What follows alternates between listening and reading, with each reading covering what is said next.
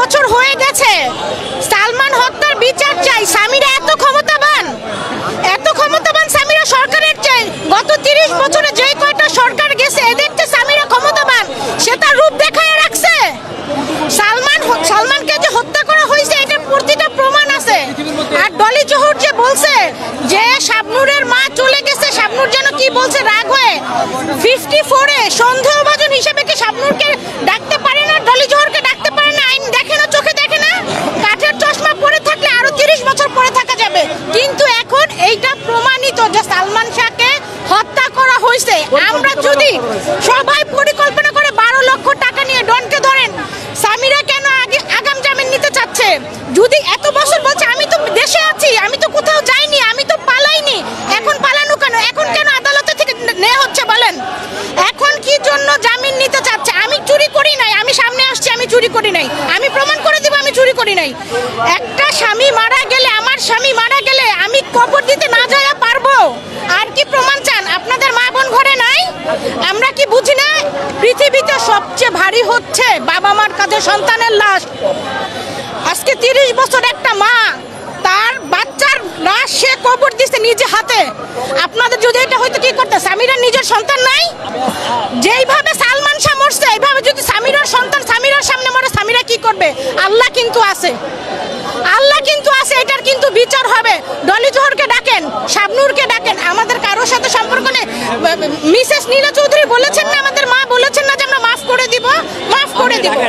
এবং সে যদি মারা যায় আমরা সালমান ভক্তরা ভিক্ষা করেই মামলা চালাবো, কিন্তু আমরা হত্যার বিচার চাই। Cool Perfume Deodorant Stick এর odor fighting formula দুর্গন্ধ দূর করে দেয় লং লাস্টিং ফ্রেশনেস 24 ঘন্টা পর্যন্ত। চিত্রনায়ক সালমান শাহর ভক্ত বিপিন শাহ, সালমান শাহ যখন মারা গেছে তখন হয়তো আমি হই নাই, কিন্তু সালমান শাহর ছবি যখন আমি বুসমান হওয়ার পর তার ভিসিআর বা সিডিতে দেখেছি, প্রথম ছবি কিয়ামতে কিয়ামত, অন্তরে অন্তরে তুমি আমার স্বপ্নের নায়ক, স্বপ্নের পৃথিবী, এই ঘরের সংসার, জীবন সংসার, আশা ভালোবাসা, সত্যর মৃত্যু নেই, বিক্ষোভ চিহ্ন, এমন কিছু রোমান্টিক ছবি আমি আমার গুরু সালমান শাহ দেখেছি, দেখে আমি ভক্ত হয়ে গেছি। সে মারা গেছে তখন আমি ছোট, 11-12 বছর বয়স। তখন তো মনে করো যে ভালোবাসা এই 29 বছর ধরে এই বিউ কার্ডগুলা আমি টেরাঙ্গে রাখছি অনেক যত্নে। আজকে মনে করেন যে এই বিউ কার্ডগুলো বাইর করে মনে করো অনেক যত্ন করে নিয়ে আসছি, তার জানি মনে করো সঠিক বিচারটা আমরা পাই সেই আশাবাদী। মনে করেন যে আমরা মনে করো আমরাও বাঁচবো না, কিন্তু আমরা সঠিক বিচারটা আমরা দেখে যাইতে চাই।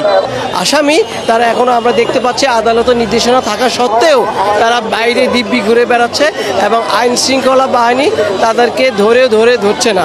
আমরা চাচ্ছি যে অবিলম্বে তাদেরকে গ্রেপ্তার করা হোক। আমি 2 জন মানুষকে টার্গেট করি।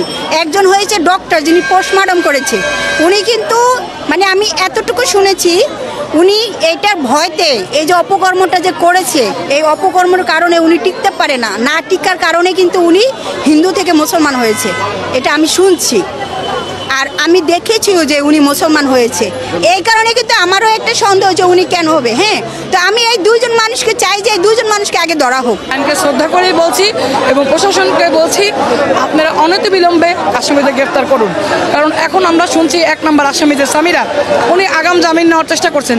আইন এবং মিডিয়া ভাই বোন যারা আছেন সবার মাধ্যমে আমরা জানাতে চাই যাতে খুনিরা যাতে কোনো রকমভাবে যাতে দেশের বাইরে পালা যেতে না পারে এবং সুষ্ঠু তদন্ত করে এবং তাদেরকে গ্রেপ্তার করা হোক, এই প্রত্যাশা নিয়ে আজকে আমরা এখানে এসেছি।